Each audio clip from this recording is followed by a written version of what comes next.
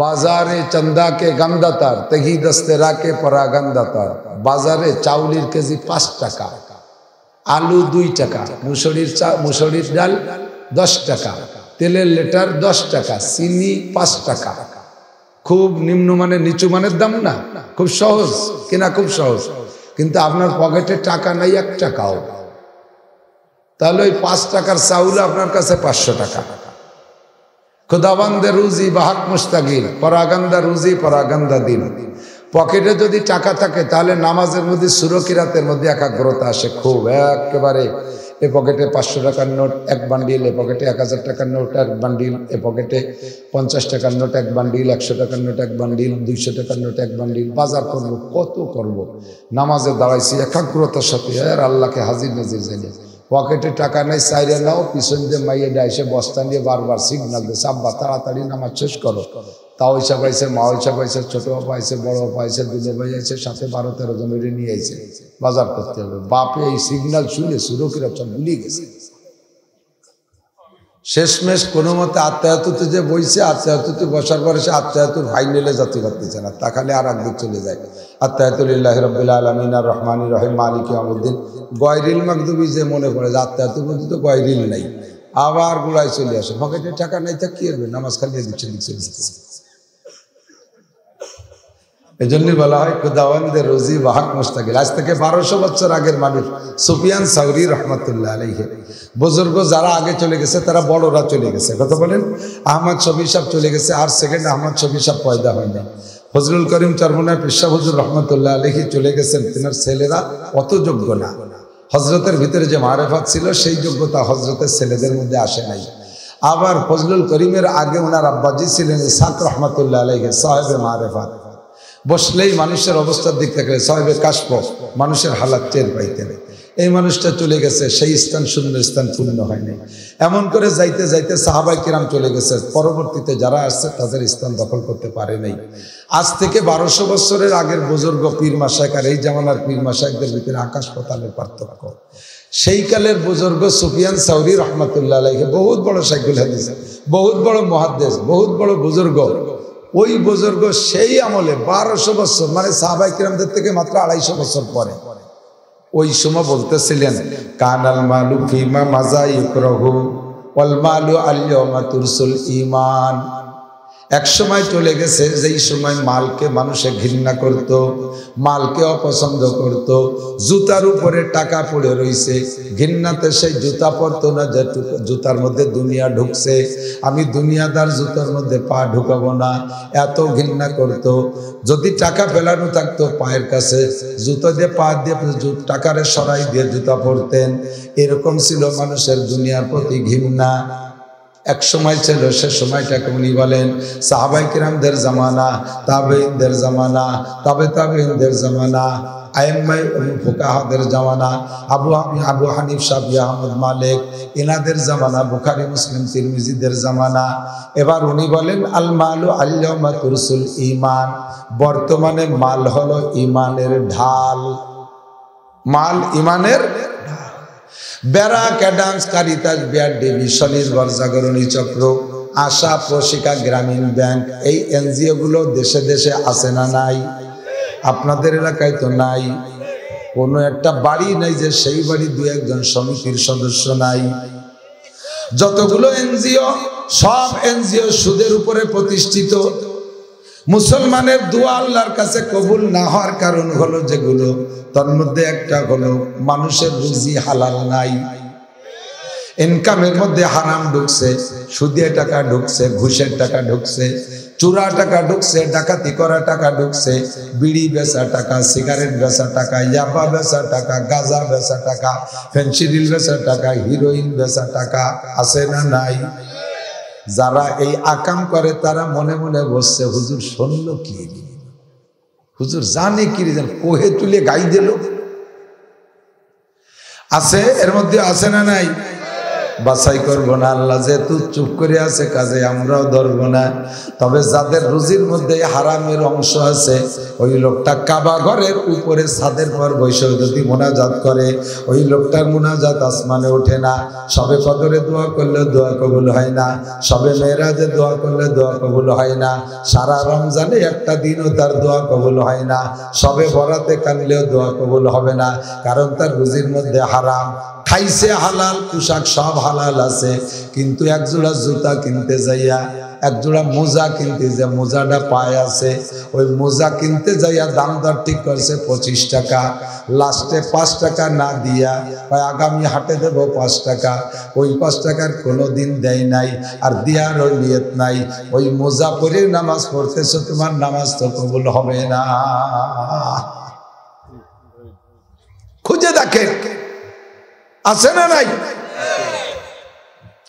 ও মুসলমান, টাকার কাছে দুনিয়ার কাছে ঈমান বিক্রি হয়ে যায়। হাজার হাজার নারীরা দেহ ব্যবসা করতেছে 2টা পয়সার অভাবে। হাজার হাজার মানুষ মিথ্যা সাক্ষী দিচ্ছে 2টা টাকার লোভে। আছে আছে, টাকা দেব সাক্ষী দিবি। মারামারি হয়েছে যেদিন, সেদিন সাক্ষী সাহেব ছিল সৌদি আরবে। গন্ডগোলের 1 মাস পরে আইছে, উনি হলেন 1 নম্বর সাক্ষী।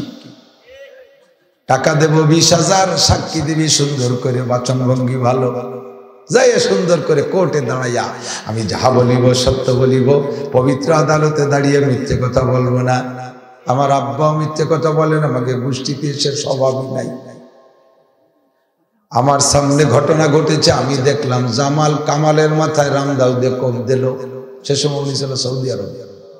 কত বড় বুজুর্গ, ওই জায়গাতেই দেখছে। 20,000 কাছের টাকার কাছে বিক্রি হয়েছে সাক্ষী। মাতুব্বাররা ঘুষ খেয়ে বিচার করে। মাতুব্বার এলাকায় আছে আছে আছে আছে, বুড়ি ফাড়িয়ে ফেলাই দেবে মাতুব্বার। যেই জিব্বে যে টাকা খাইছি, জিব্বেটা কাটিয়া জাহান্নামের আগুনে নিক্ষেপ করা হবে। কানাল মালু ফিমা মাযাইফরাহু ওয়াল মালু আল-ইয়াওমা তুরসুল ঈমান। বর্তমানে টাকা হলো, মাল হলো ঈমানের ঢাল। যদি মাল থাকে তাহলে বৈধ মাল থাকলে ঈমান বাঁচানো যায়। আল্লাহ যদি বৈধ ইনকাম পর্যাপ্ত দেয় তাহলে ঈমান ঠিক রাখা সহজ ইনশাআল্লাহ। কমপক্ষে একটা দিক দেয়, অর্থ যদি হাতে থাকে, লোকটা যদি ঈমানদার হয়, তাহলে তার অনেক দিক দিয়ে ঈমানকে রক্ষা করা সহজ। কাজেই দোয়া করব যাতে অর্থনৈতিক সচ্ছলতা মাদ্রাসায় আসে। এর জন্য স্থানীয় ভাইদেরকে আল্লাহ পাক হালালভাবে লাখ লাখ কোটি কোটি টাকার মালিক বানায় দেয়। একটু কানা আমিন, একটু কানা আমিন। হালালভাবে সারা দুনিয়ার মালিক হইলেও দোষ নাই, হারামভাবে চাইরেনার মালিক হইলেও খবর আছে। কতক্ষণ? হারামভাবে চাইরেনার মালিক হইলেও খবর আছে, আর হালালভাবে কোটি কোটি টাকার মালিক হইলেও কোনো দোষ নাই। আল্লাহর রহমতে আমাদের দেশের মাদ্রাসাগুলো আগে বড় দুর্বল ছিল, ধীরে ধীরে ধীরে ধীরে সচ্ছলতার দিকে আসতেছে। আমরা যখন প্রথম মাদ্রাসায় পড়ছি, হুজুর আমাদের থেকে আরো সিনিয়র, আমাদের এই বয়সী উলামায়ে কেরাম যারা আছেন বা আরো আগে যারা আছেন, তারা সাক্ষী দিতে পারবেন। আমরা যেসব মাদ্রাসায় পড়ছি ওসব মাদ্রাসায় পাকা পায়খানা তো ভাবাই যায়নি। ড্রেন কাটে বাঁশ দিয়ে, কলার পাতা দিয়ে, অথবা নাড়া দিয়ে, সোন দিয়ে, পাটখড়ি দিয়ে বেড়া বানাইয়া বাথরুম বানাইছি। নিচে ফোক বিড়বিড় করে, কারণ বশত যদি স্লিপ করিয়ে নিচে পড়ে যায়, পুরো একেবারে নুহুনবীর নৌকোর মতো মাহাই জয় উঠা ছাড়া উপায় নাই, ডুব যে উঠা লাগতো। এত বড় বড় পুকুর ভরিয়ে পায়খানা করছে আল্লাহ ফজলে। আর এখন প্রতিযোগিতা চলছে, ছেলেরা ভর্তি হওয়ার সময় বলে এটা বাথরুম আছে, এটা বদনা নিয়ে দূরে হেঁটে যাওয়া যাবে না। খানা কয় বেলা দেন, কি কি খাবার দেন, খানার মেনু কি? ওয়াল্লাহি খাবারের যে কষ্ট আমরা ছোটবেলায় দেখছি, সেদিনকের কথা। আমাদের মুরব্বীরা আরো অভাব দেখছে।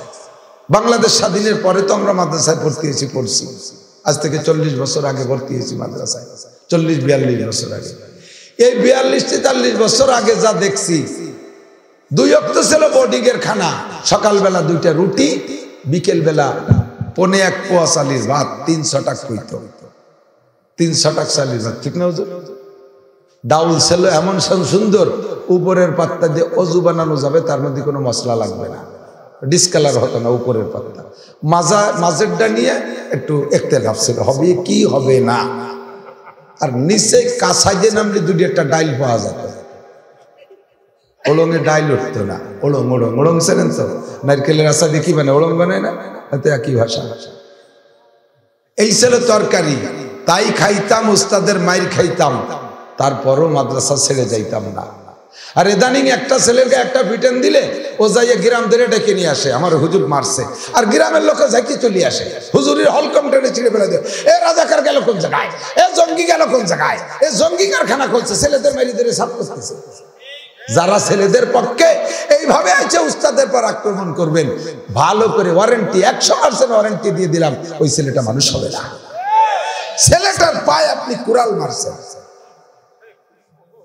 হযরত আলী বলেন, মানে আল্লামানি হরফান, যে আমারে একটা অক্ষর শিক্ষা দিয়েছে, কয়টা? একটা হরফ শিক্ষা দিয়েছে। ফাহুয়া মাওলায়া, সে আমার মালিক, আমি তার গোলাম। ফাহুয়া মাওলায়া, সে আমার মালিক, আমি তার গোলাম। ইনশা বানি ওয়া ইনশা তাকানি ওয়া ইনশা আইস্তারাকানি, মালিকে যেমন গোলাম রে রাখলেও রাখতে পারে, বেচলেও বেচতে পারে, আজাদ করলেও করতে পারে।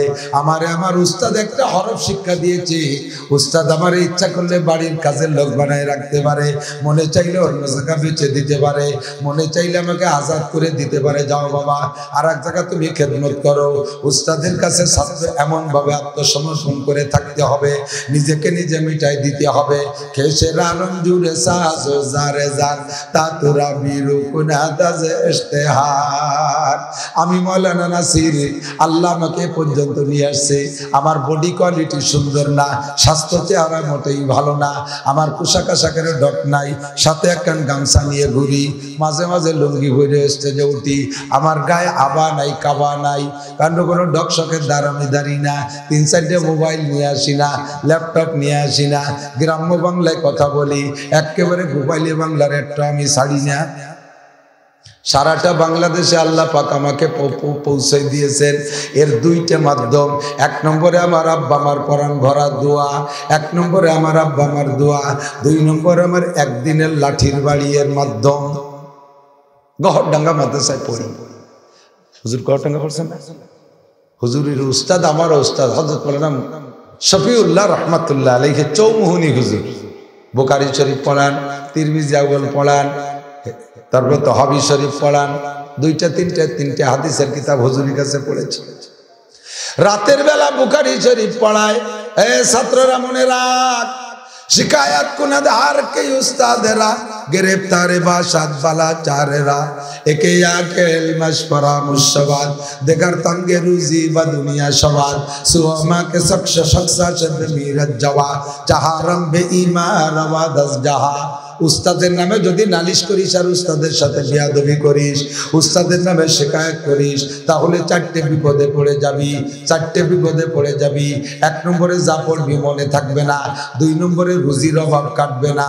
যত বড় আলেম হও, যত বড় পণ্ডিত শিক্ষিত হও, কোনো জায়গায় যে তুমি রুজিতে ভালো ব্যবস্থা পাইবা না।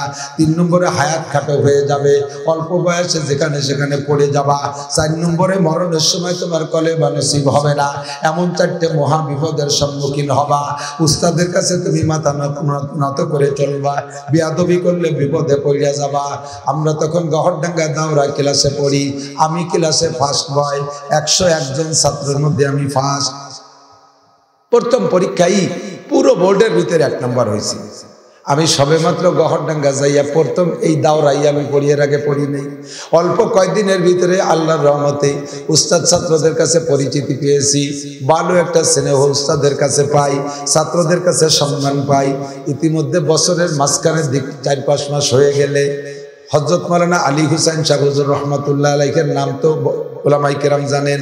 হুজুর ওয়াজ করতে আসবেন বড় গুনি মাদ্রাসায়, গহরডাঙ্গার নদীর উপার। তো বিকেল বেলা যাইয়া চৌমুহনী হুজুরের কাছে আমরা 3 জন, জামাতের আমির সাহেব আর একজন, আর আমি 3 জন যাইয়া ছুটি চাচ্ছি, হুজুর আমাদের একটু ছুটি দেন, আমরা একটু বড়গুনি মাদ্রাসায় মাহফিল শুনতে যাব। হুজুর বেশিরভাগ উর্দুতে কথা বলতেন, ভারতে পড়ছেন, মসিউল্লাহ খান শাহ হুজুর রহমতুল্লাহ আলাইহির বায়াত দেওবন্দ হুজুরের এলাকায় পড়ছেন। তো হুজুর বলতেছেন উর্দুতে, বলছেন রাত মে ঘন্টা হোগা, আমরা বলছি একটু ছুটি দেন, ওয়াজ শুনতে যাব। হুজুর বললেন রাত মে ঘন্টা হোগা।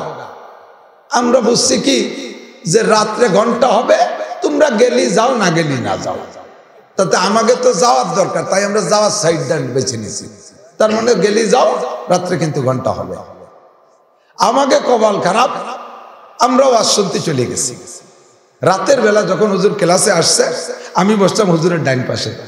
101 জন ছাত্র তো বেশ জায়গা লাগে, সবই তো বিটা বিটা, ছোট পোলাপান তো না। 3 কেল লাঠি ছিল, অন্য কোনো উস্তাদ পিটাইতো না, উনি পিটাইতেন। গহরডাঙ্গার বাকি যত শিক্ষক ছিল 1-2 জন বাদে সবই হুজুরের ছাত্র, কাইছেন হুজুরের ছাত্র, বরিশালে হুজুরের ছাত্র, এরকম অনেকেই হুজুরের ছাত্র। কাজেই সবার উপরে উনার মর্যাদা।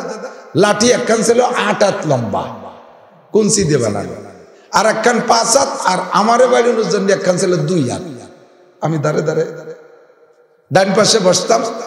উনি তিরমিজি পড়াইতেন, মুখস্থ, চোখে দেখতেন না, অন্ধ হয়ে গেছিলেন শেষকালে। এই পৃষ্ঠায় কি পড়াবেন ওইটা লিখে নিয়ে আসতেন, তো লিখতেন তো মুখস্থ, 1 লাইনের পর আর 1 লাইন উঠে যায়। আর আমার তাই বাইসে বাইসে দেখে সবাইরে বলতে হবে, সবাই লিখবে আর আমিও লিখে ফেলবো।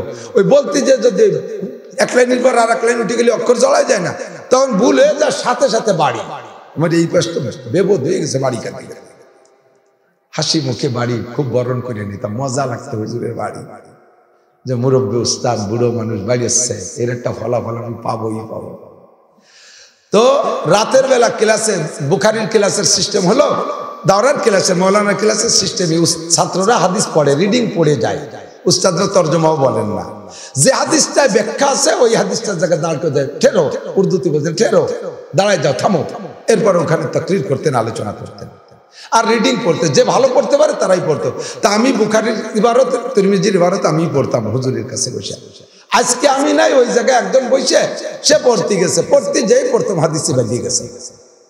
আমার কপাল খারাপ, ও যদি চালিয়ে যেতে পারতো তাহলে ধরা পড়তাম না। ও বাজিয়ে গেছে, কারি সাহেব কাহা গিয়া, পড়নে वाला का কারি সাহেব কাহা গিয়া, কয় যে হুজুর ওয়াজ শুনতে গেছে, আজ ঘন্টা নেই হোগা, ক্লাস হবে না, উনহুকে ইখরাজ করনা পড়েগা, তাদেরকে বের করে দিতে হবে, বহিষ্কার করতে হবে, নাম কাটতে হবে, নাহলে পড়াবোই না। ক্লাস ফাটাই হয়েছে বুড়ো। ওই রাগে রাগে যাইয়া ওযু বানাই ঈশার নামাজ পড়তে মসজিদে, যে মসজিদও গরম করে ফেলাইছে। কাছেন হুজুর কয়, মোহতাম সাহেব কয়, এই 3 জনের নাম না কাটলে আমি পড়াবো না এই মাদ্রাসায়। কিন্তু কি অবস্থা, সে রাত তো ওনার কিভাবে গেছে জানি না। আমরা অসময়ে আইছি, রাত 2টা-3টার দিকে আসছি, আসার পরে সকাল ফজরের নামাজ পড়িয়ে বের হয়েছি। বগুড়ার হুজুর, এই যে সে নড়ালির মধ্যে বগুড়া আছে, ওই বগুড়ার হুজুর হযরত মুশাররফ সাহেব, উনি আবার খুব দিল নরম মানুষ ছিলেন, ছাত্রদের পক্ষে কাজ করতেন, যে কোনো ভাবে ছাত্রদের বাঁচাই নিতে চাইতেন। উনি যে কইতেছে, মিয়া বুড়ো যেতে গেছে, আজকে কের যার কায়দা নাই সামনে। কাশিনী হুজুর যে বুঝাইছে পাত্তা দেয়নি, কি হবে, এই মৌলানার ক্লাসে নাম কাটলি এই লাল দাগ তোমার জীবন ভরে বয়ে নিয়ে বেড়াতে হবে না, যেভাবে করো মীমাংসা করে। বললাম যে হুজুর, তো আপনারা 2-3 জন একটু চলেন আমার সাথে। কয় যে আমাকে যার কায়দা নেই, যা হবে তোমাকে ফাইতে হবে, যাও। 3 জন গেছি, আমি মাঝখানে, ওরা 2 জন 2 পাশে, অলিউল্লাহ আর আফতাবউদ্দিন। মাঝখানে যে বসে যাইয়ে পাও ধরে বসেছে, এইরকম খাটে বসা ছিল, পা ঝুলাইয়া পাও ধরে বসছে। পাও ধরার সাথে যায়, কোন হ্যাঁ, উর্দুতে বলতে কোন হ্যাঁ, আমি বললাম মাই নাসির হুজুর, আমি নাসির। আর কি শোনা মেলা নেই, মুখস্থ কিল শুরু আসছে। চোখে তো দেখে না, কিল একটা লাগে না, ছুটে যাচ্ছে। তো মনে একটু সাহস আইছে যে কিল যখন শুরু করছে তাহলে আর নাম কাটবে না, 2 বিচার একসাথে হবে না, মারলি মাইরি শোধ দেবে। তবে মাইরটা যদি পরান ভরে না মারতে পারে তাহলে আবার মারবে। তো মসজিদে যে মাইর খাওয়ার চাইতে রুমি বসে খাইয়ে যাই, খাটের তলে দেখে এইরকম মোটা বেতের লাঠি আমি টাইনি ধরে দিছি। আল্লাহর কসম, আমি খাটের নিচ থেকে লাঠিটা ধরে হুজুরি হাতে দিছি। আমি তো সামনে, মায়ের সব আমার পিঠে, আমি লাঠি দিছি, আমার এই পিটেছে, ওকেও পিটেছে, ঘুরে ঘুরে 30 জনটা পিটেছে। মুখস্থ বাড়ি, কার কোন জায়গা লাগে দেখা দেখি না, সই দেয় না। বেশিরভাগ মায়ের আমি খাইছি, পিঠে লম্বা লম্বা দাগ, গাড়ের থেকে মাজা পর্যন্ত। পিটাইতে পিটাইতে লাঠি যখন ভেঙে গেছে তারপরে থামছে। এরপরে কান্তিছি তো 3 জনেই।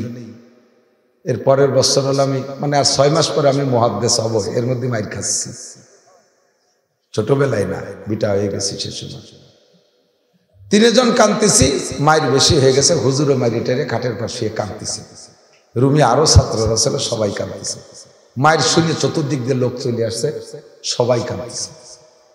কান্নাকাটির পরে গেলাম রুমে, ক্লাসে গেছি, ক্লাসে গোসল টোসল করে ক্লাসে যে বসছি। এবার উনিও গেছেন, যাইয়ে বসে আমারে ওই চোখে তো দেখেন না, বলতেছে নাসির কাহা, নাসির কো, জি হুজুর আমি আসি। আফতাব, জি হুজুর এ দাঁড়াও আমার কাছে আসো। অলিউল্লাহ কাহা, জি হুজুর এ দাঁড়াও মেরে পাশে। তিনজনের ডেকে কাছে বসে।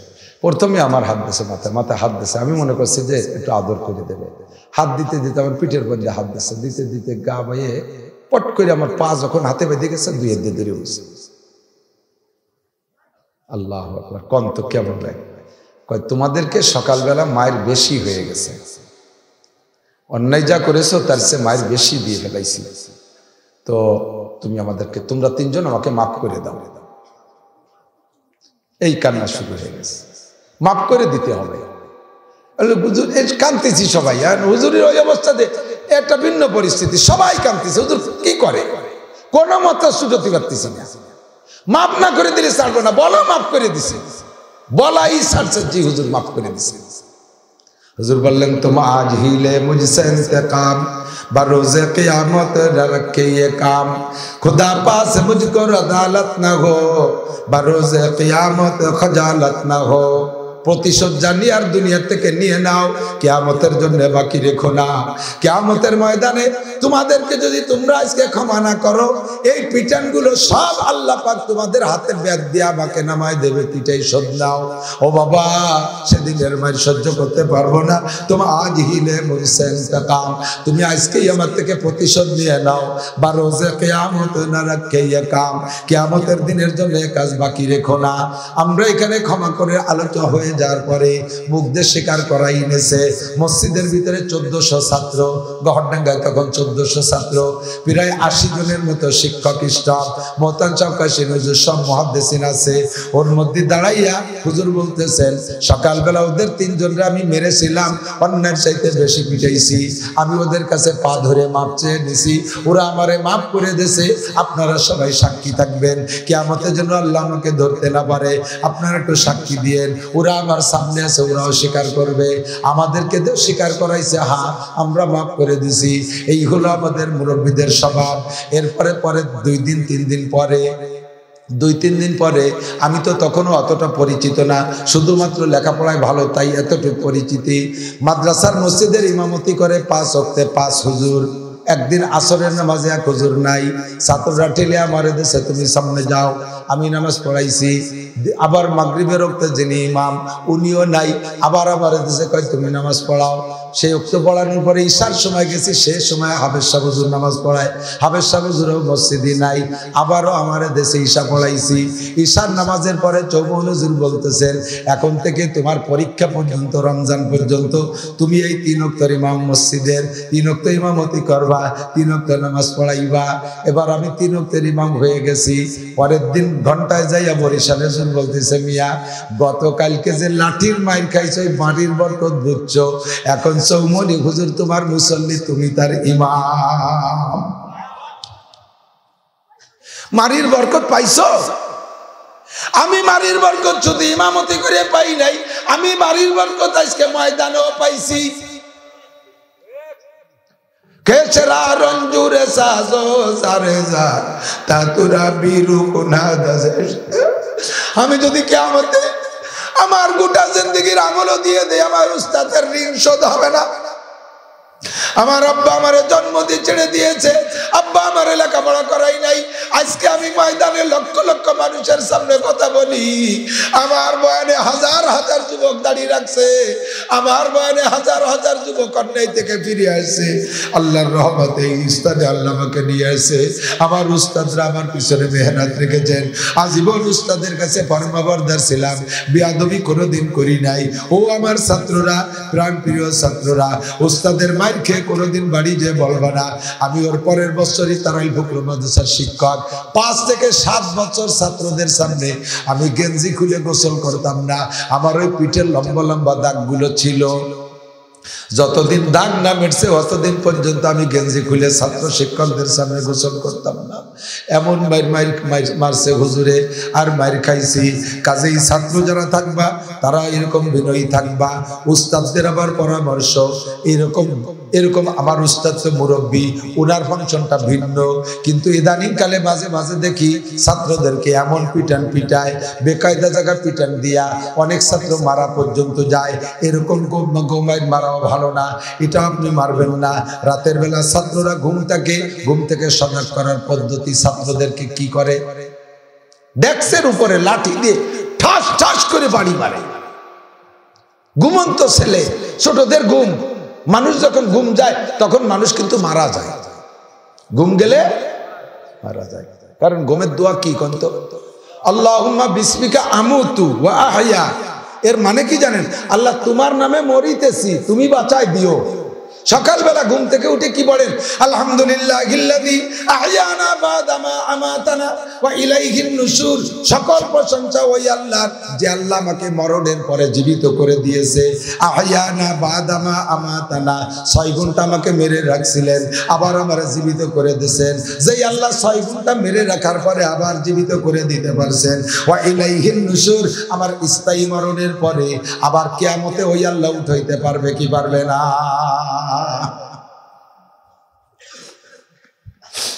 ঘুম যখন যায় মানুষ, তখন রুহুটা ভিতরে থাকে। মানুষের জীবিত থাকার জন্য, মানুষের পরিচালনার জন্য, বেঁচে থেকে মানুষকে পরিচালনা করে। কথা বলে এদিক তাকান।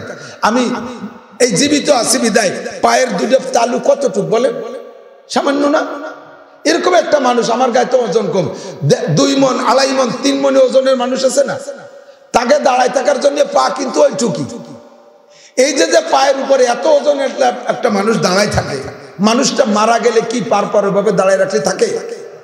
তাহলে দাঁড়ায় রাখে তাকে কে? 2টা জিনিসে রাখে, একটা হলো রুহু আর একটা হলো নফস। রুহু আর নফস। মানুষ ঘুম গেলে রুহুটা ভিতরে থাকে, তাই সে বেঁচে থাকে, আর নফস বেরোয় যায়, নফস চলে যায়।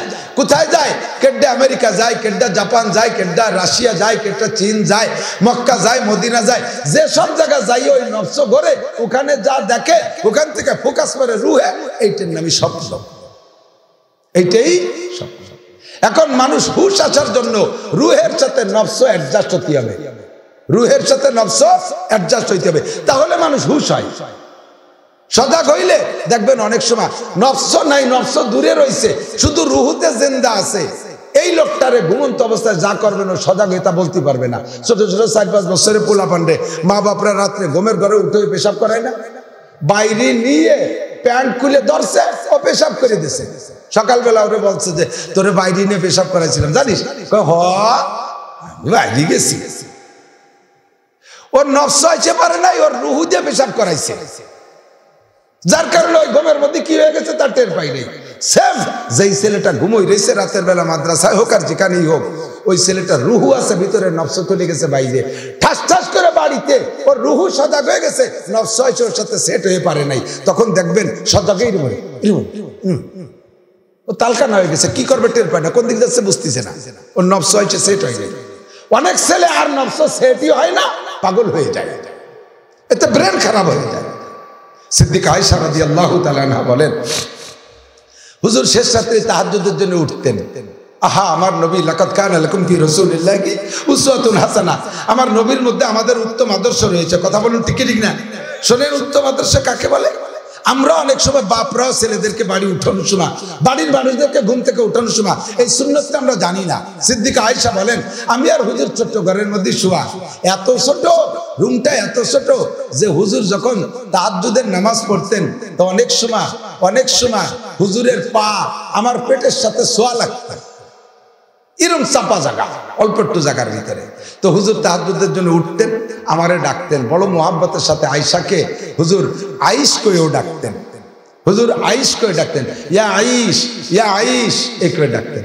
আমি কানে শুনতেছি কিন্তু উঠতে পারতেছি না, আমার নফস হয়েছে সেট হয়ে গেল, কানে শুনি উঠি না। আর ছোট মানুষ তো, মাত্র 9 বছর বয়সে নবী পাকের ঘর ঠান্ডা হয়ে যাবে, তোমার জন্য 1 বস্তা দোয়া দেবো, পরান ঘরে তোমার দোয়া দেবো। আমার ছাত্ররা মাদ্রাসার ছেলেরা আসলে দৌড়ে চলে আসে, আসসালামু আলাইকুম হুজুর, আমার জন্য দোয়া করবেন, আমি হেফজখানায় পড়ি, আমার ব্রেন কম, হুজুর একটু দোয়া করবেন। হুজুর আমার আব্বা মারা গেছে, আমার আব্বার জন্য একটু দোয়া করবেন। আমার দাদা দাদু মারা গেছে, ওটা দোয়া চেয়েছে, আপনার অনেক অশুনতো এই অল্প দিন আগে। এই যে ভাষাগুলো, এই ভাষাগুলো যদি মিষ্টি ভাষা পেতে চান তাহলে ইনশাআল্লাহ 99% ভাষা পাবেন, ব্যবহার পাবেন কুরআন পড়নেওয়ালা মাদ্রাসার ছাত্রদের থেকে। কথা বলেন ঠিক কি ঠিক না? এদের ভিতরে বিনয় আছে। আল্লাহ পাক নিজেই বলেন সিমাহুম ফি উজুহিহিম মিন আতারিস সুজুদ, তাদের চেহারার ভিতরে সেজদার নূর চমকায়, তেলাওয়াতের নূর চমকায়। কোরআনে কারীম তেলাওয়াত করলে, আল্লাহর কোরআন নবীর পাকের হাদিস তেলাওয়াত করলে ওর একটা নূরানি ফোকাস আছে, তার দ্বারা মানুষের চেহারা পরিবর্তন হয়, চেহারার ভিতরে নূর আসে। একটা কালো কুচ্ছিত মানুষ, একেবারে হাফসি মার্কা কালো মানুষ, ওই কালো মানুষটা যদি নিয়মিত নামাজ পড়ে, 40 দিন যদি নামাজ পড়ে, 40 দিন যদি জামাতের সাথে নামাজ পড়ে, ওই কালো মানুষটার চেহারার মধ্যে দেখবেন একটা নূরানি ফোকাস ভেসে উঠছে। উজ্জ্বল টুলটুলে একেবারে টকটকে ফর্সা মানুষ, আল্লাহকে মানে না, নবীকে মানে না, ইসলাম মানে না, নামাজের দ্বার ধারে না, আলেম উলামারে ক্রিটিসাইজ করে, আল্লাহর কোরআন মানে না, নবীর হাদিস মানে না, মসজিদ মাদ্রাসা দেখতে পারে না, এক প্রকার নাস্তিক প্রকৃতির মানুষ। যত সুন্দর ফুটফুটে চেহারা হোক না কেন, দেখবেন তার চেহারার ভিতরে কুফরি আর নাফরমানি আর বেঈমানির একটা কালো মেঘাচ্ছন্ন কালো ভাব ভেসে উঠছে। ওরে দেখলেই হিংস্র মনে হয়, ওরে দেখলেই বেয়াদব মনে হয়, ওর থেকে সবাই এড়াই চলতে চায়। ও দোস্ত রে, এর কারণই হলো ওর ভিতরে আল্লাহর কোরআন নাই। আল্লাহ নবী বলেন ইন্নাল্লাযী লাইসা ফি জাওফি শাইউম মিনাল কোরআন কাল বাইতিল কারীম, যার ভিতরে আল্লাহর কোরআন নাই ওই সিনাটা বিরান ঘরের মতো, ওই সিনাটা বিরান ঘরের মতো। যত বড় সুন্দর ঘরই হোক না কেন, ওর মধ্যে মানুষ যদি বসবাস না করে, ওইটা হয়ে যায় পশু প্রাণীর বসবাস স্থান। কতক্ষণ গতকালকে এক জায়গায় মাহফিলে গিয়েছিলাম, ওই জায়গায় একটা বিল্ডিং আমাদের নিয়ে গেছে খানা খাওয়াইতে। বিল্ডিং আলাদা সুন্দর একটা বিল্ডিং করে তালা দিয়ে তুই ঢাকা চলে গেছে। ওরা বাড়ি থাকে না, ওই বিল্ডিং এ কয়েক বছর আসে না, মাদ্রাসার মধ্যে জায়গা কম, তাই আমাদেরকে ওই বিল্ডিং এ নিয়ে বসতে দিয়েছে। যাই দেখলাম তার ভিতরে কত যে নোংরামি, তার ভিতরে বসবাসযোগ্য কিছুই নাই। হুজুররা শুধু আমাদের জন্য একটা রুম পরিষ্কার করছে, আর বাকি রুমগুলো যেন সাপ বিচ্ছুর আড্ডা হয়ে গেছে, সুসই জুরির বাসা হয়ে গেছে। তেমনই বন্ধুরে, যেই সিনার মধ্যে আল্লাহর কোরআন না থাকবে, আইএ ঢুকুক, বিএ ঢুকুক, মাস্টার ঢুকুক, ডাক্তারি ঢুকুক, ইংরেজি ঢুকুক, অঙ্ক ঢুকুক, দুনিয়ার যত বিদ্যা ঢুকুক না কেন, আল্লাহর কোরআন যদি ওর মধ্যে না থাকে, ওর সিনার ভিতরে শিয়াল কুত্তর বাসা হইয়া যায়। ওর মধ্যে বিভিন্ন প্রকারের শয়তান ঢুকে, শয়তান ঢুকে তার বিভিন্ন প্রকার নোংরামি শিখায়, আর দুনিয়ার অন্যায় বিচার শিখায়। অবশেষে যাই এক পর্যায়ে ওই লোকটা আল্লাহকে অস্বীকার করে বসে। আল্লাহ, আমিও মানুষ, আপনিও মানুষ, আপনিও মানুষ, আমিও মানুষ। একজন কোরআন পড়নেওয়ালা মানুষও মানুষ, আর একজন বেকুরানি মানুষও মানুষ, সেম বডি। চারটে জিনিস দিয়ে দুইজন মানুষকে বানাইছে, আবো আতেশ কাকো বাপ, আগুন পানি মাটি আর বাতাস, এই চারটে জিনিস দিয়ে বানাইছে। প্রত্যেকটা আমাদের আপনাদের সকলকে বানানোর জন্য এই চারটে ম্যাটেরিয়ালস না, আগুন পানি মাটি বাতাস আছে না নাই? মাটি থেকে তৈরি নিশ্চিত, কারণ মাটিতে যখন আমাকে দাফন করে আমি মাটিই হয়ে যাই। আর আল্লাহর কোরআনেও বলছে তোমাদেরকে বানাইছে আমি মাটি দিয়ে। 2 নম্বরে আমার মধ্যে পানি আছে, পানি তো আছেই দেখতেছি, রক্ত পানি, পেশাবো পানি, ভিতরে কত পানি আছে। 3 নম্বরে আমার মধ্যে বাতাস আছে, শ্বাস প্রশ্বাস আদান প্রদান করতেছে। 4 নম্বরে আমার মধ্যে আগুন আছে, নইলে গাটা তাপ থাকে কেন? গা গরম না? আগুন না থাকলে 4টি জিনিসই আছে। সবাই এই 2-4টে পদার্থ দিয়ে বানাইছে, কিন্তু যার মধ্যে কোরআন আছে আর যার মধ্যে কোরআন নাই, দুইজনের পার্থক্য কেমন? এদিক তাকান। 4টে বোতল নেছেন, 4টে বোতল, এই যে আধা লিটারের বোতল, 4টে খালি বোতল নেছেন, খালি প্লাস্টিকের বোতলের দাম ধরে নেন 1 টাকা, 4টে বোতলের দাম 4 টাকা। একটা বোতলের ভিতরে যে হাফ লিটার বাম পানি ঢুকাইছেন, এর দাম হয়েছে এখন 15 টাকা। কয় টাকা? এই বোতলের কারামতিতে 15 টাকা না পানির কারামতি? পানির কারামতি না, এমনি বোতলতে 1 টাকা। পানি ঢুকার কারণে এবার তার দাম হইছে 15 টাকা। আর একটা বোতলের ভিতরে ঢুকাইছেন আধা লিটার ডিজেল বা কেরোসিন তেল, আধা লিটার কেরোসিনের দাম 55 টাকা। এবার বোতলের দাম হয়ে গেছে 55 টাকা। এটা কি বোতলের কারামতি না তেলের কারামতি? তেলের কারামতি, ঠিক না? আর একটা বোতলের মধ্যে ঢুকাইছেন আধা লিটার ঘি, আধা লিটার ঘির কেজি 1600 টাকা, বোতলের দাম হয়ে গেছে 800 টাকা। আধা লিটার তো বোতলের দাম হয়েছে কত? এই যে 1 টাকা দামের বোতল রে 800 টাকা বানাই দিয়েছে। বোতলের কারামতি না মালের কারামতি? মালের কারামতি, তাই তো? তিনটে তো বসছেন, 4 নম্বরটারে কি এসছেন? 4 নম্বরটা বোতলটার ভিতরে পেশাব করে মুখ আটকায় দিয়েছেন। 1 বোতল পেশাব বসছেন। এবার বোতলের দাম কয় টাকা? 1 টাকাও আছে। ওর মূল দামও শেষ করে ফেলে দিয়েছে। 1 টাকা যে দাম ছিল বোতলের দাম, তাও শেষ। এই সর্বনাশটা করছে কিসে? ওর মধ্যে মালে, ওর মধ্যে মালে, ঠিক না? আল্লাহু আকবার। এর নাম হলো সর্বুল মাকানে বিল মাকিন। আপনারে ডাক্তারে কইছে, মাগুরার ডাক্তাররে আপনি পেশাব টেস্ট করাবেন, বলে দিয়েছে যে কাল সকালবেলা প্রথম পেশাব ধরে নিয়ে এসেন। বোতলের মধ্যে প্রথম পেশাব ধরছেন, কিন্তু কারণবশত আপনার এমার্জেন্সি বেঁধে গেছে, এদিকে শ্বশুর মরিয়ে গেছে। বোতলের পেশাব আপনি নিয়ে গেলি হয়, কেউ রেতে পাঠাই দিলি হয়। আপনি এবার শ্বশুর মরিয়ে গেছে বিদায় একজনকে কইলেন যে তোরে 20 টাকা দিচ্ছি, আমার এই পেশাবের বোতলটা একটু মাগুরের ডাক্তারের কাছে দিয়ে। ও নেবে? নেবে কবে? হ্যাঁ, তোর পেশাব বই বেড়া পারিনি, তোর বাদ দে, জীবন করে মানসিক খেপাই নিয়ে বেড়াবে। কিন্তু ঘির বোতল যদি দেয়, নেবে কি নেবে না? নেবে না? দরকার হয় বোতল নিয়ে বাড়ি চলে যাবো, কয়দিন খাইয়ে বাঁচবো। কেরোসিনের বোতল দিলেও নেবে, পানির বোতল দিলেও নেবে, দোস্ত পেশাবের বোতল কেউ বয়ে দেবে না। এই বোতলগুলোরে দামি আর বেদামি বানাইলো ভিতরের মালে। এরে কয় সর্বুল মাকানে বিল মাকিন। আপনাদের গ্রামে যত যা কিছু থাকুক না কেন, বাচ্চু ভাই আছে, আরো বড়রা আছে, আরো জেনারেল বড়রা আছে, ডাক্তার থাকতে পারে, ইঞ্জিনিয়ার থাকতে পারে, প্রফেসর থাকতে পারে, মাস্টার থাকতে পারে, হাই স্কুল থাকতে পারে, কলেজ থাকতে পারে। এতে এই সাজির কান্দিকে বিশ্ববিখ্যাত করতে পারে নাই, আজও পর্যন্ত পারে নাই। সাজির কান্দি নাম বললে আমাদের গোপালগঞ্জের থেকে চেনে না, সাজির কান্দি বললে নড়ালির ওই কোণার থেকে চেনে না, মাগুরার ভিতরে কত দূর চেনে, তাও পুরো মাগুরার সব জায়গা চেনে কি চেনে না তারও খবর নাই। বন্ধুরে, এ জায়গায় একটা মাদ্রাসা করেছেন, এই ইউটিউব চ্যানেল আর আমাদের ওয়াজ কালেকশন করতেছে। আগামীকাল সকালবেলায় আমেরিকায় যারা বাঙালি আছে খবর নেবেন, আজকের তারিখের ওয়াজ তারা শুনতেছে, বারবার সাজির কান্দির নাম তারা শুনতেছে। জাপানে বাঙালি আছে, তারা আমাদের ওয়াজ শুনতেছে। আগামীকাল ওয়াজ, কালকে তারা ওয়াজ শুনবে, সেখানে সাজির কান্দির নাম চলে যাইবে। গ্রামের দাম, সমাজের দাম, নামাজের দাম, জাগার দাম বাড়াইয়া দেয় আল্লাহর কোরআনের সহবতে।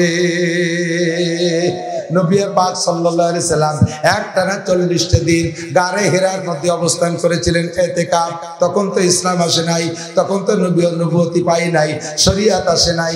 আল্লাহকে খোঁজার জন্য আল্লাহ পাকের ইশারায় আল্লাহ পাক কুদরতি ভাবে নবী পাককে টেনে নিয়ে গেছেন জাবালে নূর। পাহাড়টার নাম জাবালে নূর, গুহাটার নাম হলো গারে হেরা। হেরা গুহা শুনছেন না? যারা হজে গিয়েছেন তারা দেখেছেন, যারা সময় মতো গেছেন তারা ভিতরেও ঢুকছেন, আর যারা সময় মতো যান নাই, বুড়ো হলি গেছেন বা মোটা ছোটা হয়ে গেলি গেছেন, নিচের শীত হয়ে দেহে চলে এসেছেন। আল্লাহর রহমতে আমি সময় মতোই গেছি। এমনি তো পাতলা মানুষ, আরো গেছি 13 সালে, বয়স তখন 40। সেই সময় গেছি আমি একে দড়ি মাছ পথ উঠে চলে গেছি। এরপরে আর দৌড়ে উঠা যায় না, আঁকা বাঁকা। অন্য পাহাড় মোটামুটি একটু ডক শক আছে, উঠে বাড়ি বেডঙ্গা পাহাড়। এখন পাকিস্তানিরা ওই কাবিলেরা একটু কেটে কেটে কেটে কেটে সিঁড়ি বানাই দিয়ে একটু সিমেন্ট দিয়ে লেপে লুপে দিয়েছে, তাই বাইরে উঠা যায়। আর নবী যখন ওই গাড়ে হেরাই গেছেন তখন পাহাড়টার বেঢঙ্গা পাহাড়, উঠার কোনো পথ ছিল না। কিভাবে উঠছে আল্লাহই জানে। নবী পাক উঠিয়ে পাহাড়ে একবার উঠেছে, ছাদের উপরে একটা জায়গা আছে, ওই জায়গায় একটা ছাবড়া বানাইছে, ওখানে একটু চাটাও কিনা যেন বিক্রি করে, একটা দোকান আছে, ওর নিচে একটু বাঁকা আছে, ঘুরে দক্ষিণ পাশে নিচে দিয়ে ঢুকে যেতে হয়। গুহা পর্যন্ত যাইতে মাঝখানে একটা গেট আছে, ওইটা ওই পথ ছাড়া বিকল্প কোনো পথ নাই ওই গুহার মধ্যে যাইতে। এতটুকু ফাঁকা। আমি তো পাতলা মানুষ, আমি ঢুকতে যাই আমার পিঠ পেট বেঁধে যায়।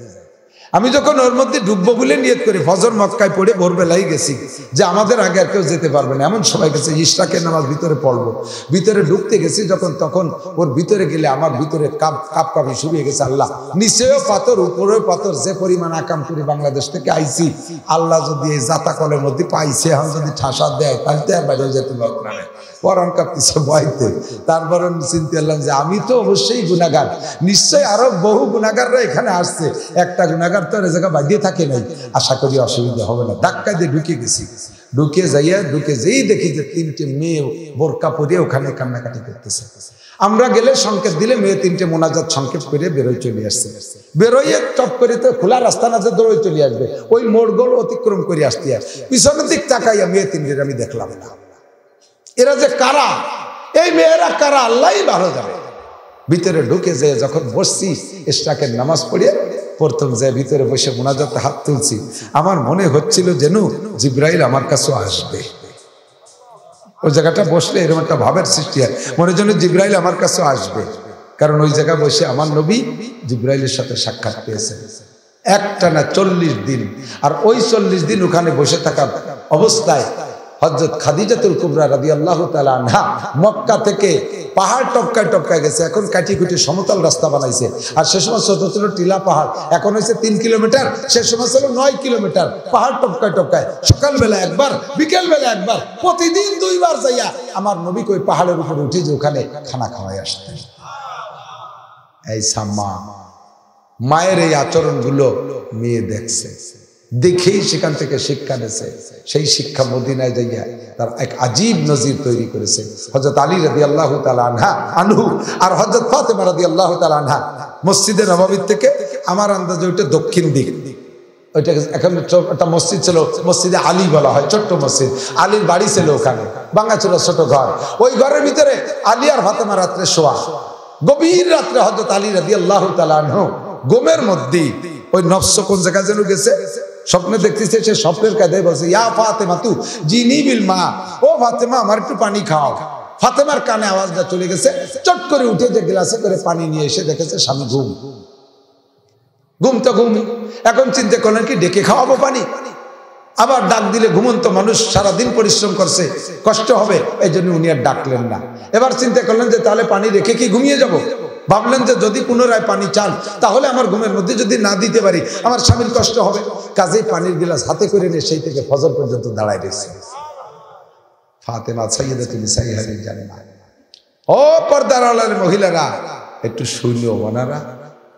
আর আমাদের এ জামানায় মেয়েদের কাছে স্বামীরা মাঠের থেকে হাবাতে এসে যদি কয়, এ সালের মা একটু পানি দাও, সালের মা কি কয়, ভ্যাক ভ্যাক করো, ডালি খেতে পারো না, আমরা কি বাড়ি বসে তামুক খাচ্ছি নাকি? এইরকম জব শুনলি সালের বাপের কই যে ঠান্ডা হয়ে যায় না, পানি খাওয়া লাগে না, এমনি আইসক্রিম হয়ে যায়। এরপরে হাতে ছিল আইলো লাঠি, চুল ধরে আউলাকে বিসমিল্লাহ কইয়া ওজিফা বলেন শুরু হয়ে গেছে। পানি দিবি নে, পানি আদায় রে খাবো, এই করেই বাড়ি লাগে, কথা কন না কেন, এভাবেই লাগে বাড়ি। ফাতেমা রাদিয়াল্লাহু তাআলা আনহা পানি নিয়ে দাঁড়িয়েছে ফজর পর্যন্ত। ফজরের সময় যখন বিলাল আজান দিছে, হযরত আলী ঘুম থেকে উঠছে, উঠে দেখেছে ফাতেমা পাশে নেই। নামতে, ইয়া ফাতেমা তুমি কই? ফাতেমা দাঁড়িয়ে বলতেছে, লাব্বাইক আনা কায়মাতুন আলা রাসি, আমি দাঁড়িয়েছি আপনার মাথার কাছে। লিমা আফিয়া দীপ মা, আমার হাতে তো পানি। কেন পানি? আপনি কি ভুলে গেছেন গভীর রাত্রে পানি চেয়েছিলেন? না তো। ফাতেমা বুঝছে তাহলে স্বপ্নেই চাইছে। আপনি পানি চেয়েছিলেন, পরে আমি পানি নিয়ে এসেছি, এসে দেখি ঘুম, ডাকি নেই, কষ্ট হবে, শুয়ে পড়ি নেই, ফিরে চাইলে দিতে পারবো না, সেই থেকে পানি হাতে দাঁড়িয়েছি।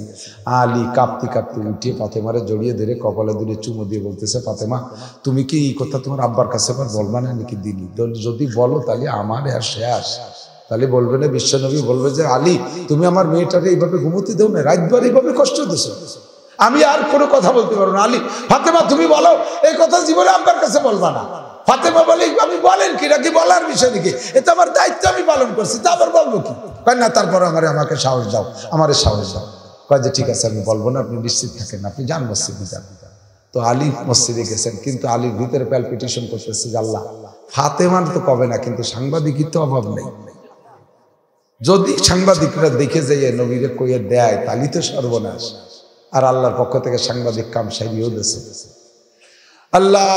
ওই সময় ফাতেমা যখন ওয়াদা করছে যে আমি বলবো না, আপনি নিশ্চিত থাকেন, তখন হযরত আলী দোয়া করছে, আল্লাহুম্মা জালহা সাইয়্যিদাতান নিসাই আহলিল জান্নাহ, আল্লাহ তুমি আমার ফাতেমাকে জান্নাতি নারীদের নেত্রী বানাই দিও। এই দোয়া করে দিয়েছে। আর দোয়া কবুল হতেও দেরি হয়নি, দোয়াও কবুল হয়ে গেছে। ফজরের নামাজ পড়ে হুজুর মসজিদে পিছনে দিকে ফিরে বসেন, রাতে কোনো খবর আসলে ওইটা শুনান, নতুন কোনো ওহী আসলে সাহাবাদেরকে শুনান, অথবা কোনো যুদ্ধের প্রোগ্রাম থাকলে আলোচনা করেন, অথবা কে কি স্বপ্ন দেখছে স্বপ্ন বললে হুজুর ব্যাখ্যা দিয়ে দেন। এই জন্য পিছনে দিক ফিরে বসেন। আজও বসছেন, আলীও প্রত্যেকদিন বসে। আজকে আলী ভয়তে না বসিয়ে উঠে চলে গেছে যে যদি আজকে জিবরাইল কয়ে দেয় যে ফাতেমার সাথে এই আচরণ হয়েছে, তাহলে তার আমার মাটি জবানিয়ে জায়গা, ভয়তে উঠে চলে গেছে। আলী খুব তাড়াতাড়ি ঘরে চলে গেছে। হুজুর পিছনের দিক ফিরে মসজিদে, হাজী সাহেব জানে একটা মসজিদে নববীতে একটা গেট আছে বাবে জিবরাইল বলে, বাবে জিবরাইল। এই বাবে জিবরাইল ওই গেটটার নামই হয়েছে, বাব মানে গেট, জিবরাইল মানে জিবরাইল। ওই দিন জিবরাইল আলাইহিস সালাম ওই গেটে আইসা ফজরের সময় দাঁড়াইছে। হুজুরি নজর পড়ার সাথে সাথে জিবরাইল সালাম দিছে, তাআল ইয়া রাসূলুল্লাহ, হুজুর একটু আসবেন মেহেরবানি করে। হুজুর উঠে গেছে, কাঁপতে কাঁপতে গেছে। কোনো দুঃসংবাদ নাকি তা আল্লাহ জানে। এরকম টাইম তো জিবরাইল কোনোদিন আসে না। ভাই জিবরাইল আপনি তো এ সময় আসেন না কোনোদিন, আজকে যে আসলেন? যে হুজুর একটা সুসংবাদ আল্লাহ তাআলা আমার কাছে দিছে, আমি দিনের যে কোনো সময় আসলেই পারতাম, এভাবে আমার উন্মুক্ত ছিলাম যে কোনো সময়, তবে এত ভালো খবর ও নিয়ে আমি দেরি করতে পারিনি, আমার সহ্য আসছে না, তাই তাড়াতাড়ি চলে আসছি। কি খবর জিবরাইল? যে আজকে রাত্রে আলী আর ফাতেমার মধ্যে এই ঘটনা ঘটছে। ফজরবাদ আলী, ফজরের সময় আলী ফাতেমার জন্য এই দোয়া করছে, আল্লাহ তাআলা সেই দোয়া কবুল করে ফেলেছেন। আপনার ফাতেমা জান্নাতি সব নারীদের নেত্রী ঘোষণা হয়েছে। এই খবরটা প্রতিদিন বলে আমার ভাল টেকতেছে না, তাই তো একটু তাড়াতাড়ি এসেছে। হুজুরও খবর শুনিয়ে এই খবর মাইয়ের কাছে না করতে বলি ভালোটে। হুজুর বলেন আলাইকুম ইজলিসু আলা মাকানিকুম, তোমরা যার যার জায়গায় বসা থাকো, আমি একটু হাসি। একেবারে ডাইরেক্ট ওই মসজিদ থেকে বেরোয় আলীর বাড়ির দিকে রওনা দিয়েছে। আলী রাদিয়াল্লাহু তাআলা ঘরের মধ্যে দেখে যে নবী আসতেছে, হয়ে গেছে কাম, গণনিষেধ শুরু হয়ে গেছে। আল্লাহ রে, যা ভাবছিলাম তো তাই হয়েছে। ইশাক পড়ি আসলেই তো পারতে, এত ভরে আইছে তো তাই হয়ে গেছে কাম। উনি ঘরের থেকে বেরোইয়া পিছন দিয়ে ঘরের আড়ালে যে দাঁড়াই রয়েছে ভয়তে। হুজুর ঘরের দরজায় চৌকাট ধরে বলতেছে, আ ফাতেমা তাফুল ভাই, ওমা বাড়ি আসো? লব্বাইক, জি আব্বাজান বাড়ি আছে, কি খবর? একটু আসো মা। আইনা আলী, আলী কো কাছে আব্বা আছে। তো এই আজকে রাত্রে তোমাদের দুইজনের কি ঘটনা ঘটছে? ধরা কথা। আলী রাদিয়াল্লাহু তাআলা বেড়ার ওই বাসতে শুন নিয়ে গামিয়ে যাচ্ছে, মাথাতে পারতে, আল্লাহ রে কোন বিপদে পড়লাম আমি, কেন স্বপ্নে এই পানি চাইতে গেলাম, কোনোদিন এই কাম করি না, কেন হয়ে গেল এই চিনতে। ফাতেমা বলতেছে, আব্বা এই কথা জবাব তো আমাকে দিতেই হবে, তবে তার আগে আপনি একটা জবাব দেন, একটা ফতোয়া দেন। একটা বিষয় স্বামী নিষেধ করছে, এটা কাহারও কাছে বলবা না, আর ওই বিষয়টা যদি আব্বাতে বলতে, তাহলে এই জায়গায় কার কথা শুনতে হবে বলেন?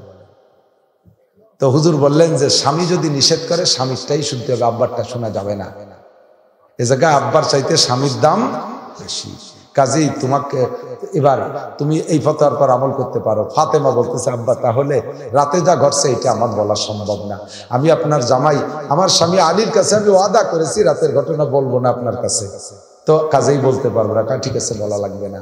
ওই মেয়েরা ভালো করে মনে রাখেন, মেয়েরা সবাই মনে রাখেন, যদি কোনো মহিলার বাপ মারা যায়, কোনো মহিলার বাপ মারা যায়, স্বামীতে যদি বলে তোর বাপ মরলেও জাতি পারবি না, তাহলে জাতি পারবে না। মা মারা গেছে যাইতে পারবি না, তাহলে যাইতেই পারবে না। বিশ্ব নবীর চাইতে বড় বাপ দুনিয়ায় আসে নাই, সেই নবী জিজ্ঞেস করছেন আর আলী কইছে বলা যাবে না। আলীর কথাই ঠিক, নবী বলছেন আলীর কথা মানতে হবে। আর আমাদের মাইয়েরা বাপ ওই গ্রামের ওই পাশে কেটা মারা গেছে, 3 ডাঙ্গা পার হইয়ে ঘোড়ার মতো নেয়াজ হইয়ে যাকে যাকে যাকে মিটিরা যায়, হিডা মরি গেছে তারা না দেখতে পারলে হচ্ছে না, সে তো কিছুই না, দলে দলে মিটিরা যাচ্ছে, সেই সাথে সাথে ওই বাড়িওয়ালারা কান্দিছে, ইন্দ্রাজে সেই সাথে সাথে কান্দে, তোরা কান্দিস কে? কয় সবাই কান্দিছে তাই, তোকে কি হয়? কিচ্ছু হয় না, তারপরে মিটিরে কান্দা দেখলি কান্দে। এই শয়তানিতে যাও কে? এদিকে আইসে দেখে যে বাড়ি বাতরাইন দিতে হয়ে গেছে, তার কুত্তে হাড়ি ধরে নিয়ে গেছে, স্বামী বেটা ডাঙ্গাইতে আইসে ভাত পায় না, আর কাজে কাজে আইলু লাঠির বাড়ি, জ্ঞানজামকে খালি খালি আসে। এ সত্যি কইছি না মিথ্যা কইছি? ভালো করে মনে রাখবেন, জীবদ্দশায় যেই মহিলা যেই পুরুষদেরকে দেখা হারাম, জীবদ্দশায় মহিলাকে যেই সকল পুরুষের চেহারা দেখা হারাম, মরার পরে ওই সকল পুরুষদেরকে দেখতে পারবে না। কি দরকার আছে? পুরুষরা যাবে জানা যায়, তুমি মহিলা যাও কে? কি হয়েছে? তোমার কি কুটুম্ব? কোন আত্মীয় তোমার? মামা তোমার, খালা তোমার, বিয়ের সাহেবের শালা, কুটুম্ব ফাতাইছে কোনে? মামা তো ভাই, খালা তো ভাই, বিয়েন সাহেবের শালা, তাই মরছে। দেখা উনি না গেলি পর সামাজিকতা ঠিক থাকে না। তো সামাজিক গোষ্ঠী মারি এগুলো যাইতে দেবে না। মহিলারা বাদ, কোনো মানুষ মারা গেলে মহিলা যাবে না, যাবে পুরুষরা জানাজায় যাবে। জানাজায় যা পুরুষরা মহিলার কি জানাজা পড়তে পারে? কি ক্ষেত্রে যাবা? জায়গায় বসে 3 বার কুলু সুরে পড়ো, 1 খতম কোরআন শরীফের নিয়ত করো, সব পেয়ে যাবে। আর বাপ মরলে যে জায়গা স্বামীর বিনা হুকুমে যাওয়া নিষেধ, সে জায়গা চলে যাবে। এরপরে আরো হইছে ইদানিংকার ইবাদতের নামে আর এক শয়তানি শুরু হচ্ছে। এই কি কয়, তালিম বসায়, তালিম। মহিলারা বসে একটা তালিমের হালকা মিলে, এই তালিমি যার জন্য স্বামী নিষেধ করলেও সে কথা মানে না। কয় যে আল্লাহ দিন শিখতে জন্য স্বামীর কথা মানা লাগবে না। এসে এসে কোনটা কয় যে তালিমের মহিলা, যিনি বক্তাও নিশিয়েছে, তালিমের মহিলায় সবগুলোরে গুছাইয়া পাড়া ভরে গ্রাম ঘুরে ঘুরে গুছাইয়া তাহাজ্জুদ কি কয় সলাতুত তাসবিহ জামাতে পড়ায়।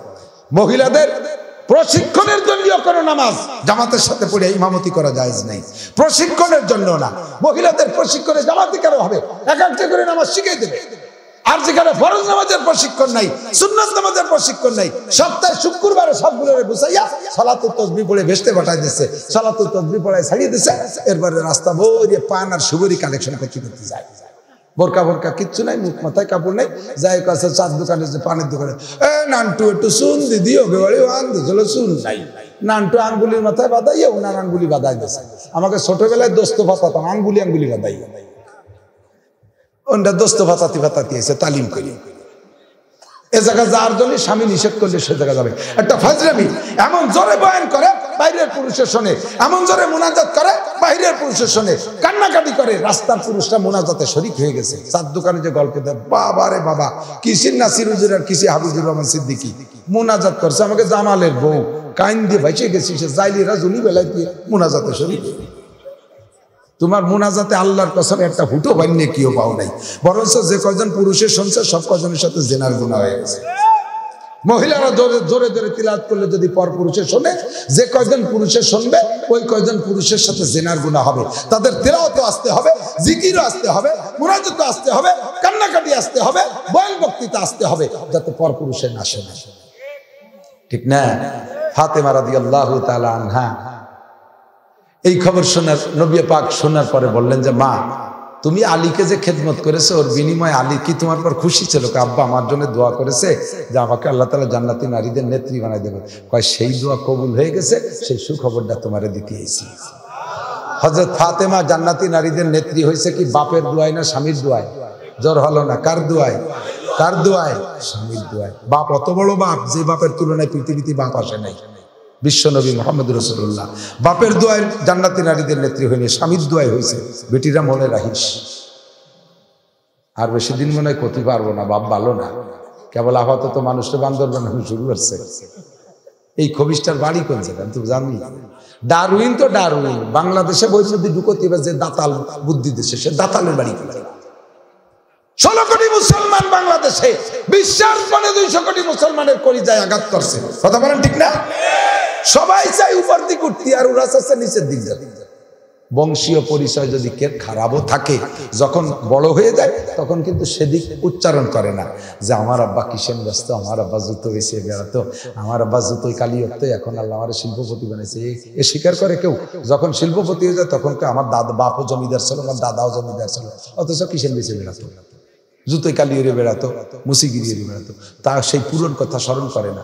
আমাদের পূর্বপুরুষ বলে বান্দর ছিল, তাই স্মরণ করা দিয়েছে পণ্ডিতের ওইটা বন্ধু।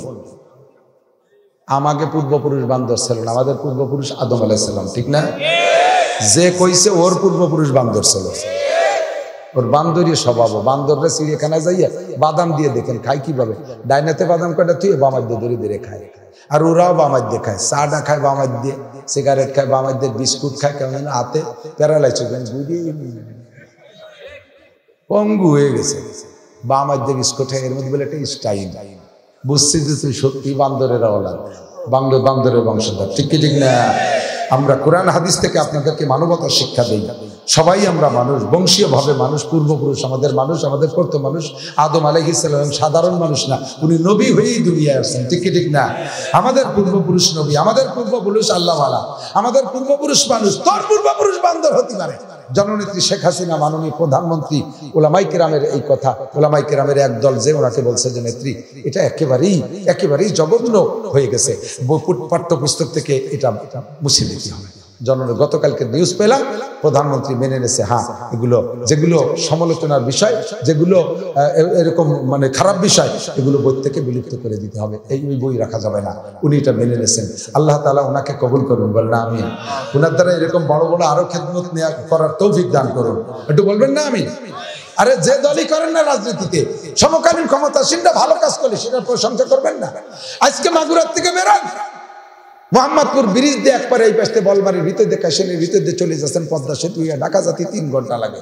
আর আগে ঢাকা যাবেন বলে ভাবতে লাগতো 2 দিন, যাবো কি যাব না, কিসি যাব না, না যাবো না, কি আরবো না আরবো, কি আরবো না, এই ভাবতে লাগছে 2 দিন। লঞ্চ ঘাটে যে বসে থাকছেন 2 যায়, তারপরে ফেরি ঘাটে যে বসে থাকা লাগছে। আমি ওই পাশে রাত 12টায় মাহফিল করিয়া ঘাটে আসছি রাত 1টার সময়, পরের দিন বেলা 3টের সময় ফেরি পাইছি, কুয়াশার জ্বালায় পার হতে পারি নাই।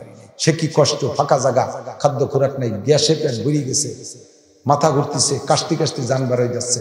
পকেটে 1 লাখ টাকা, মনে চাইতো যে 1 লাখ টাকা নিয়ে যদি কেউ পার হয়ে দিত তো বোঝাইতাম। আর আজকে বাড়িতে মাগরে পড়ে, এই যে 2-3 দিন আগে বাড়িতে মাগরে পড়ে রওনা দিছি, ঢাকায় যায় 2 মাহফিল করছে, হাফিজুর রহমান সিদ্দিকীর মাহফিল আর ওই মাসে ফতুল্লাহ আর একটা মাহফিল, 2 মাহফিল করে রাত 2টার সময় বাড়ি চলে গেছি। মাগরে পড়ে যাইয়ে রাত 2টার সময় বাড়ি, ফাঁকা 2 মাহফিল ঢাকায় করিয়েছি। এই যে খেদমতটা করছে, এর বিনিময়ে দোয়া পাবে না? দোয়া না করলেও পাবে, না করলেও পাবে, দোয়া করলেও পাবে, না করলেও পাবে, ওই এমনি পার হয়ে যাবে ইনশাআল্লাহ। আল্লাহ তাআলা সবাই হেফাজত করুন, বলেন আমিন। নেত্রীর দ্বারা এরকম ভালো ভালো কাজ করা তৌফিক দিক, বলেন আমিন। রাষ্ট্রীয় উন্নয়ন, ধর্মীয় উন্নয়নের কাজ যেখানে এই কুলাঙ্গাররা ঢুকতেছে, জননেত্রী শেখ হাসিনাকে প্রস্তাব রেখে গেলাম যে আপনি এগুলো তদন্ত করেন, এই সমস্ত কুলাঙ্গারদেরকে বহিষ্কার করেন। দেশে দিনদার শিক্ষিত লোকের অভাব নাই, দিনদার শিক্ষিত লোকের অভাব নাই, বড় বড় শিক্ষিত দিনদারদেরকে নিয়ে আপনি পাঠ্যপুস্তক তৈরি করেন। আল্লাহ নবীর ইতিহাস ক্লাস 1 থেকে নিয়ে একেবারে MA ক্লাস পর্যন্ত নবী পাক সাল্লাল্লাহু আলাইহি ওয়াসাল্লামের সিরাতের আলোচনা আনেন, সাহাবায়ে কেরামদের জীবনী ঢুকাই দেন, তাহলে দেশের মানুষ মানুষ হবে। কথা কন না কেন? সুদখোর, ঘুষখোর, মাগিবাজ, ফাঁকিবাজ, লম্পট, লুচ্চ, মদখোর, গাঁজাখোর, ইয়াবাখোর, ফেন্সিডিল, হিরোইনখোর, এই যত আজেবাজে চোর, ডাকাত, লুচ্চ, বদমাইশ, এগুলো যদি কোবাইতে চান তাহলে প্রত্যেকের জেনারেল শিক্ষার ভিতরেও ধর্মীয় শিক্ষা ঢুকাই দেন। কারণ ওই ধর্মীয় শিক্ষাটা হলো সরকুল মাকানে বিল মাকিন, বোতলরে দামি বানায়। কথা কান, বোতলরে দামি বানায়, বোতলটা কি বানায়? দামি বানায়। জাবালে নূর যেটা বলতে যে অনেক দূর সরে চলে আসছি, ওই জায়গা 5খানা আয়াত নাজিল হয়েছে। ইকরা বিসমি রাব্বিকাল্লাযী খলাক, এই সূরা আলাকের প্রথম 5 আয়াত। এই 5টা আয়াতে পাহাড়টারে কি দামি বানাইছে কোন? সারা দুনিয়ার হাজি সাহেবরা হজে যাইয়া যে কয় টাকা জিয়ারত করে, জিয়ারত বলে সাক্ষাৎ দেখা, এর ভিতরে জিয়ারা, এই জিয়ারায় 1 নম্বর টার্গেট থাকে জাবালে নূর দেখবো, হিজরত রাত্রে যে পাহাড়ে পালাইছিলেন হুজুর, ওই পাহাড় দেখবো, আর ওহি পাইছে যেই পাহাড়ে, সেই পাহাড়টারে দেখবো, আরবদের মাঠ দেখবো। এই কয়েকটা জায়গা দেখার বড় শখ। এই হাজার হাজার লক্ষ কোটি কোটি মানুষ জীবন ভরে দেখতেছে।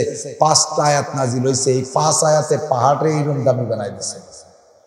5টা আয়াত কিন্তু পাহাড়ে মুখস্থ করে নাই, ও পাহাড়ের গায়ে এমনি কালি দিয়ে লিখে তুইছে, কি কেউ কেউ লেখছে জায়গায় জায়গায়। কিন্তু পাহাড়ে যদি বলি ও পাহাড়, তুমি 5টা আয়াত শুনেও পারবে? শুনো কি? তাহলে ওই 5 আয়াতের কারণে যদি পাহাড় এত দামি হয়, সাজিরকান্দি মাদ্রাসায় হাফেজ ছাত্র তৈরি হচ্ছে। আজকে সভাপতি সাহেবের ছেলের পেট ভরে কোরআন শরীফ দেওয়া হয়েছে, 6666 আয়াত অথবা 6236 আয়াত, যাই হোক না আয়াত সংখ্যা, পুরো কোরআন শরীফ হাফেজ সাহেবের পেটে। এই হাফেজ সাহেব, সভাপতি সাহেবের ছেলে, আরো যে হাফেজরা আছে, এদের দাম ওই জাবালে নূরের চাইতে হাজার হাজার গুণ বেশি কিনা? কতক্ষণ বেশি কিনা? দুনিয়ার সমস্ত হাফেজ যদি মরে যায়, জাবালে নূরকে যদি বলে জাবালে নূর তুমি একটা কোরআন শরীফ লিখে দাও, তো পারবে? আর ওরকম জাবালে নূর কোটি কোটি পাহাড় যদি বিলুপ্ত হয়ে যায়, আর আমার হাফেজরা যদি বেঁচে থাকে, তাহলে আল্লাহর রহমতে 1 ঘন্টার মধ্যে হাজার হাজার কপি কোরআন শরীফ লিখে দিতে পারবে কি পারবে না? আল্লাহর কোরআনের ওসিলায় জাগার দাম বাড়ে, সময়ের দাম বাড়ে, শবে কদরের দাম, লাইলাতুল কদর 1000 মাসের চেয়ে দামি, এরপরে রমজান মাসের দাম 700 মাসের চাইতে দামি। আল্লাহর রহমতে মক্কার দাম বাড়ছে, মদিনার দাম বাড়ছে, এর সাথে যার সোয়া লাগে তার দাম বাড়ে। এ যুবক, তুই স্কুল কলেজ ইউনিভার্সিটিতে পড়িস, পর কৃষি ক্ষেত খামার করিস, কর, আল্লাহর কোরআনটা একটু শেখ, দামি হয়ে যাবি। মেয়েদেরকে কোরআন শিখা, ছেলেদেরকে কোরআন শিখাও, তাহলে ইনশাআল্লাহ সবাই দামি হবে, আসল মানবতা ফিরে পাবে। আল্লাহ তাআলা আমাদের সবাইকে নসিব করে, বলেন আমিন। আমরা যেন কোরআন শিক্ষা করে বাড়ি মরতে পারি, আল্লাহ আমাদের সবাইকে তৌফিক দান করে, বলেন আমিন। মাদ্রাসার সাথে যেভাবে লেগে আছেন এভাবে থাকবেন, একদিন মাদ্রাসা দাওরায়ে হাদিস হবে।